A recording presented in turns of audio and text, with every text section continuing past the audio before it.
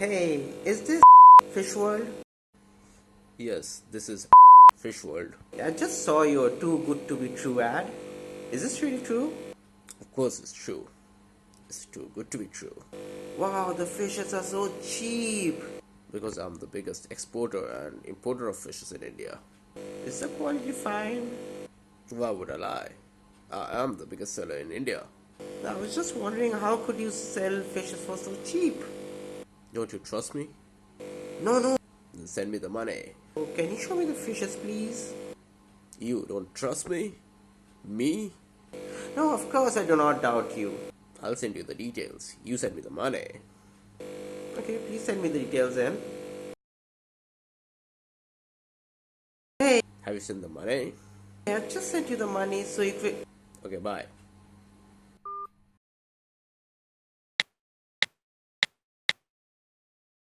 The number you have dialed is invalid. Please check the number you have dialed.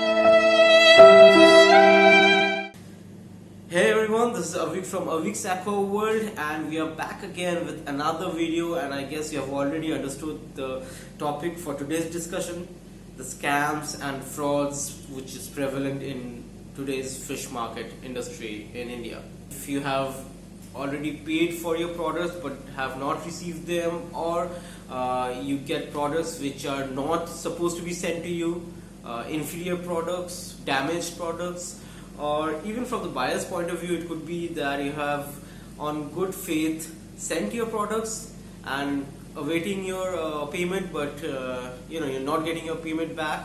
So everything comes under scams and fraud. How do you go ahead and check this? Unfortunately, it's very prevalent in this industry. There are a lot of buyers and a lot of sellers, and it's a completely unregulated market. And especially with the advent of social media platforms where you can go ahead and advertise your products without any restrictions, almost any restrictions, and there's no quality control. So you can go ahead and any person can go ahead and post something online, and even though the government of India does not allow direct online trading of livestock, but it's not just about fishes, it's also about plants, the food items, accessories, everything included in the aquaria hobby is susceptible to be in a scam or a fraud. How do you deal with this? I can talk about the things that I do, the way I deal with it, because fortunately enough I have yet to come under a situation where I have been scammed or have been done a fraud against. I'm not too proud of it, but yeah, I'm happy about it. There are a few things that I keep in mind which I would like to share with you guys, which might eventually help you as well to prevent from such things happening to you in the future. The first thing that I want to talk about is plagiarism, or using videos and photos of someone else's. In today's industry, there are a lot of free agents who take up photos and videos from different sellers and then pass it on as their own. I believe it's fine to use someone else's videos or photos as long as you have consent from the original owner, and also you use them as not your stock. Just tell them you can arrange fishes like those. But if you are saying that's your stock, but it's technically not your stock, even if you have asked for the original owner's permission, it's a lie. You have a doubt, it might or might not be a real stock video or a photo, ask to customize it for you if you're really interested in buying the product. Now, there's a part where the buyers need to understand that a seller goes through a lot of buyers in a single day. So even if it's a genuine seller, he or she might not be ready to go ahead and customize a video or photo for you, because if they keep on doing that for every customer who ask it for, then they're gonna waste a lot of time doing that. So you need to be sure that if they turn out to be okay, you're gonna buy that. In a way, respecting the time that the seller is gonna put in. And also, if the buyer is putting in such a faith where he or she is ready to buy your product, I guess it's the seller's duty to acknowledge that in a way and try to accommodate his or her wish of customizing the photo or video as much as possible, practically possible. Either say your business's name in the video, or the customer's name. The customer's name is would be completely customized. So I prefer sharing videos more than photos because photos can be morphed so easily.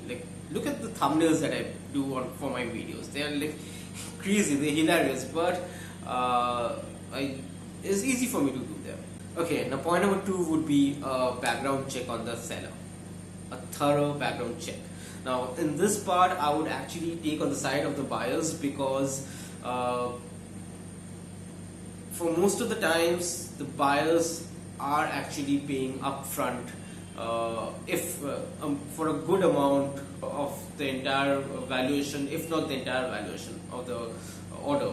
You need to go ahead and check the reviews on his social media accounts, Facebook pages, Google page, his website if it's there, and all these things actually add on to the legitimacy of a seller. If the seller doesn't already have a good reputation, if she or he has a reputation, then this video wouldn't make sense to you at all. But these are for the sellers and the buyers who are interacting for the first time, or probably new in the market, may or may not have a reputation, too soon to build up a reputation. So yeah, a thorough background check is a must when you're ordering new products from a new seller. The third point would be a little controversial, but I do appreciate it, is asking for credentials. If you ask me to give a photo ID proof before you want to send me money, I'll be glad to do that. That doesn't mean it's always the way it needs to be done, but I support the idea of sharing credentials because when you are paying upfront, you are more prone to lose out from the deal. I guess it's the same with even buyers sending their products upfront. It's very rare, but it does happen that on good faith, a buyer does at times send their product for a minimum payment or maybe almost no payment, and then he's at loss. The payment never comes in, and it's a mess, it's a scam. So either of the ways, I appreciate sharing credentials. It's a basic thing. It's even what the phone company does. They won't give a SIM to you without your proper verification. And over here, you are actually paying quite a lot of amount, or maybe any amount, but you're paying something. So you do have the right to ask for credentials. I would understand if a lot of sellers or even buyers who would not readily agree to share their credentials, but then I guess in a way there are a lot of buyers and sellers who would even agree, and I don't think there is any product which only one seller sells in this entire country. There's no monopoly over any particular product. There could be authorized agents, dealers, but if one seller denies a particular product, I guess you can go ahead and ask it from someone else. Okay, the fourth, this is one of the most important things, not just for the trade but the hobby in general. You need to research about your own product. You cannot go blindly into a trade deal just because it looks fancy. You need to know what you want. You need to know if you can get what you want, not just financially but also the setup that you have. You need to be at a level where you can talk to the seller or the person you are doing your transaction with full confidence about the product. You don't want the other person to make a fool out of you. Okay, the scammers, they actually prey upon people who are half knowledged about stuff like this, where they can intimidate you with the kind of confidence that they have, right? Even if they do not know what they're talking about, but the way they talk about is intimidating enough.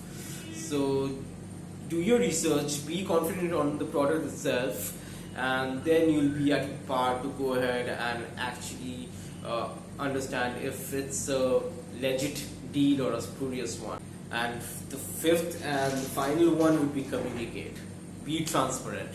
A lot of deals go sideways after halfway through. Stock gets damaged with the seller, and he or she is not able to send it to the buyer, and they just try to go silent about that because they're embarrassed.